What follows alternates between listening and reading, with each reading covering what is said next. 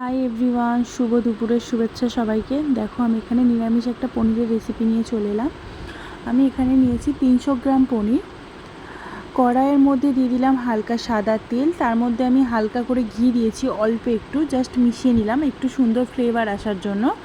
তো তারপরে আমি এখানে হালকা করে পনিরটাকে দেখো এখানে দিলাম হালকা করে ভেজে নেওয়ার জন্য। খুব বেশি কড়া করার দরকার নেই যে খুব লাল লাল করে ভাজবো সেরকম কিছু না, জাস্ট হালকা করে ভাজবো। আমি আমার মতন করে করছি, তোমরা চাইলে তোমাদের মতন করে করতে পারো, কোনো অসুবিধা নেই।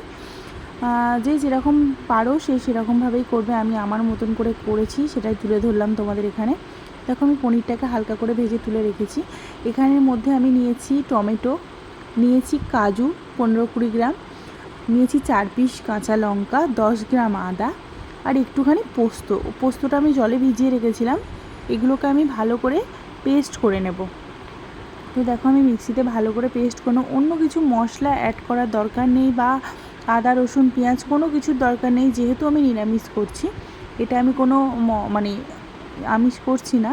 আমি এখানে বেশি কিছু অ্যাড করলাম না, জাস্ট 4 পিস টমেটো নিয়েছি, বললাম তো 10 গ্রাম আদা নিয়েছি, 4 পিস কাঁচা লঙ্কা নিয়েছি আর 20 গ্রামের মতন কাজু নিয়েছি। আর কোনো কিছু অ্যাড করার কোনো প্রয়োজন নেই। দেখো এটাকে আমি ভালো করে পেস্ট করে নেব। ভালো করে না পেস্ট করলে তো হবে না। আর কাজুটাকেও পারলে তোমরা একটু ভিজিয়ে রাখবে, কারণ কাজুটা না নরম হলে তো পেস্ট করা যাবে না, একটু শক্ত হয়ে থাকে। তো কাজুটা আর পোস্তটা তোমরা একটু ভিজিয়ে রাখবে। যে যেভাবে করবে সেভাবেই করো, কিন্তু যদি পোস্ত বা কাজু অ্যাড করতে চাও তাহলে কিছুক্ষণ আগে ভিজিয়ে রাখবে। দেখো পোস্তর জলটা সমেতও দিয়ে দিলাম, কারণ ওটা তো ছাঁকলে পরে কিছু পাওয়া যাবে না, একটুখানি জল দেওয়া ছিল সেই জন্য দিয়ে দিলাম পুরোটা। দিয়ে 4 পিস কাঁচা লঙ্কা আমি এতেও অ্যাড করলাম। তুমি পেস্ট করার পরে দেখো একটা সুন্দর একটা কালারও এসছে, ফ্লেভারটাও এসেছে। তারপরে আমি কড়ার মধ্যে দিয়ে দিলাম আরেকটু সাদা তেল, এর মধ্যে দিয়ে দিলাম গোটা গরম মশলা, এলাচ, লবঙ্গ, দারচিনি সমস্ত কিছু দিলাম। দিয়ে হালকা করে একটু ভেজে নেব, লাল লাল করে নেব। করে নিলে একটা সুন্দর একটা ফ্লেভার আসবে। তারপরে আমি এখানে অন্য কিছু সুন্দর করে নেড়ে নেওয়ার পরে এখানে এটাকে ভালো করে সুন্দর করে মিশিয়ে নিতে হবে। দেখো আমি একটু নাড়ছিলাম, কারণ যেহেতু কাজু পেস্ট করে দেওয়া রয়েছে তো ওটা একটু লেগে যেতে পারে, মানে কড়াইতে ধরে নিতে পারে, সেই জন্য বারবার করে কিছুক্ষণ ছাড়া ছাড়া একটু করে নেড়ে নিতে হবে।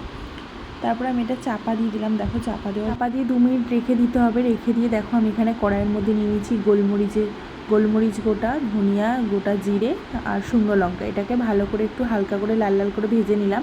ভেজে নিয়ে এটাকে তারপরে গুঁড়ো করে নেব। তো দেখো আমি এখানে 2 মিনিট পর কড়াটাকে খুলেছি, খুলে ঢাকনাটা খুলে এটাকে ভালো করে আরেকবার ভালো করে নেড়ে নিচ্ছিলাম। নিয়ে তারপরে এর মধ্যে দিয়ে দিলাম 3 চামচ টক দই। আর যেটা আমি ভাজা যে মশলাটা যেটাকে ভাজছিলাম সেটা ভেজে হালকা করে জাস্ট গুঁড়ো করে নিলাম। একটু গুঁড়ো করে নিয়ে এর সাথে ভালো করে দিয়ে মিশিয়ে নেব। এতে আর কোনো মশলা দেওয়ার কোনো দরকার নেই, শুধু একটুখানি নুনটা হয়েছে নাকি একটু দেখে নিও, আর হালকা একটু মিষ্টি দিও, আর কিচ্ছু না। দেখো এটাকে ভালো করে নেড়ে আমি মিশিয়ে নিয়েছি। নিয়ে এর মধ্যে আমি দিয়ে দেবো টমেটো দিয়ে দিয়েছি। ছোটো ছোটো করে কেটে নেবে, কেটে নিয়ে টমেটো দিয়ে দিলাম।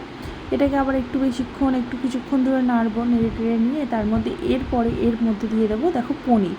যে পনিরগুলোকে আমি ভেজে রেখেছিলাম, হালকা লাল লাল করে যেটা ভেজে রেখেছিলাম সেটা আমি এখানে দিয়ে দিলাম। দিয়ে ভালো করে মিশিয়ে নেব।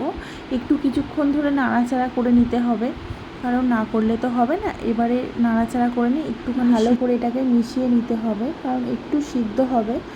আর এতে জল দেওয়ার কোনো প্রয়োজন নেই, তোমরা চাইলে জলও দিতে পারো। আর একটা কথা তোমাদেরকে আমি বলি, কেউ যদি চাও গোটা মশলা মানে গোটা গরম মশলাটা গোটাই দিয়ে দেবে, সেটাও করতে পারো, দিতে পারো। কিন্তু আমার মনে হলো গুঁড়ো করে দেওয়া উচিত, তো সেই জন্য আমার ভালো লাগলো গুঁড়ো করে দিতে, সেই জন্য আমি দিয়েছি।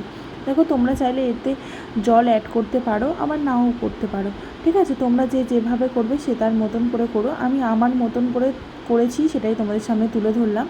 জানি না ভালো হবে কি না, তবে ফার্স্ট টাইম ট্রাই করছি।